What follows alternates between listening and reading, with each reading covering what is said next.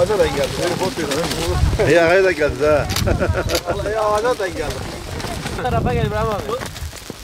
Bu tarafa gelsin, bu tarafa. Daha canlı burası. Bu tarafa gel de şu tarafa geçer. Ama biraz da fotojenik olman lazımmış ya. He? Fotojenik olman lazımmış ya. Ya bu çok iyi.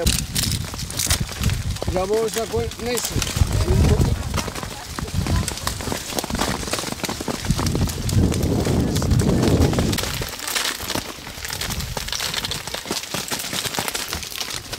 Tamam sağ. He. Geleyim buraya geleyim.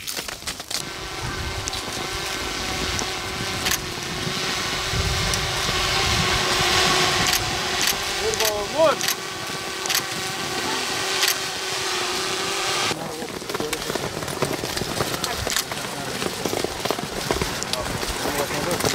Nereye atam?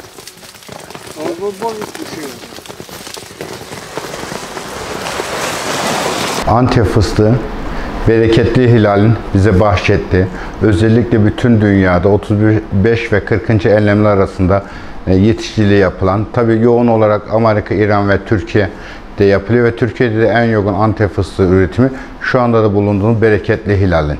Yani Mezopotamya'nın tam kalbinde. Ve dolayısıyla Mezopotamya bereket verim derken Antep'in yeşil altını. Yeşil altın Antep fıstığı. Her yıl gerçekten üreticisinin yüzünü fazlasıyla güldüren, ziyade eden bir ürün. Bu yıl gerçekten tarihin en yüksek rekoltesini yaşıyoruz. Aşağı yukarı ortalama 280 bin ton civarında bir Antep fıstığı rekoltesi açıklandı Türkiye civarında.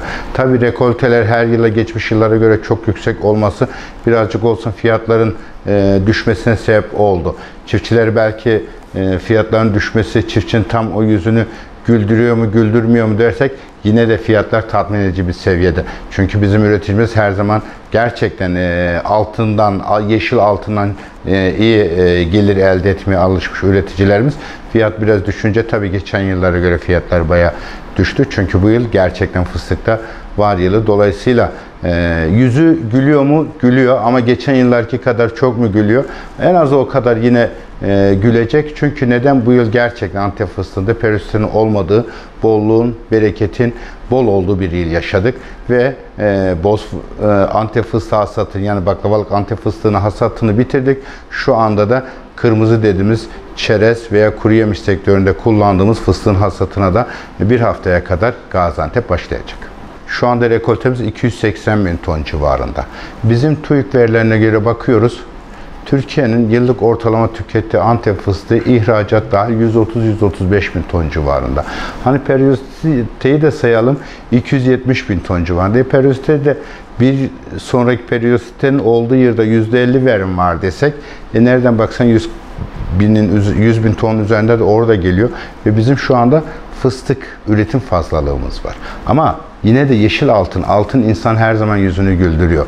Yeşil altın üreticisinin yüzünü güldürdüğü için şu anda gerçekten Türkiye'nin her tarafında Antep fıstığı üretimine bir rağbet var.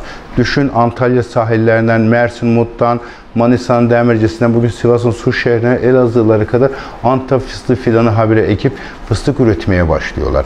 Diyarbakır'ı, Batman'ı hepsi şu anda fıstık üreticisi oldu. Gerçekten biz şunu söylüyoruz.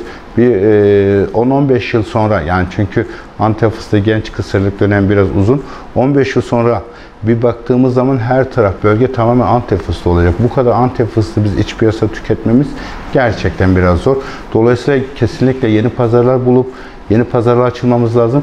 Fıstığımızı değerlendirmemiz lazım. Aksi takdirde bugün dikilen fidanların tamamı tam anlamında ekonomik verime yattığı zaman gerçekten yeşil altın dediğimiz, Antep fıstığın dediğimiz, Antep gastronomisinin temelini oluşturan, baklavasının ana maddesi olan Antep fıstığını gerçekten kabak çekirdeğinden ucuza yememek ihtimalimiz yok. Çünkü dağ, taş, herkes neden? Antep fıstığı gerçekten üreticisine kazandırdığı için şu anda her taraf fıstık ağaçlarıyla doldu. Ve 15 yıl sonra her taraf fıstık ormanı olacak. Fıstık ormanı olduktan sonra bu kadar fıstığı mutlak suretle bizim yeni pazarla bulup pazarlamamız lazım. Tarım Bakanlığı bildiğim kadarıyla, hatta ben de bir ara içinde bulunduğum bir oluşum var.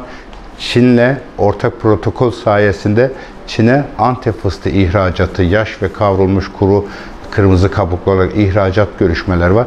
Eğer biz Çin piyasasına Antep fıstığımızı gerçekten girdirebilirsek biz üretimde zaten sıkıntımız yok şu anda. Bu sene 280 bin ton olan Antep fıstığı üretimi, ben şunu açık bir şekilde söylerim. 15 yıl sonra bizim üretimimiz 1 milyon tona dayanacak. Yani bugün şekerleme sektörü, baklava sektörü, kuru yemiş sektörü, bunlar hepsi endüstriyel üründür.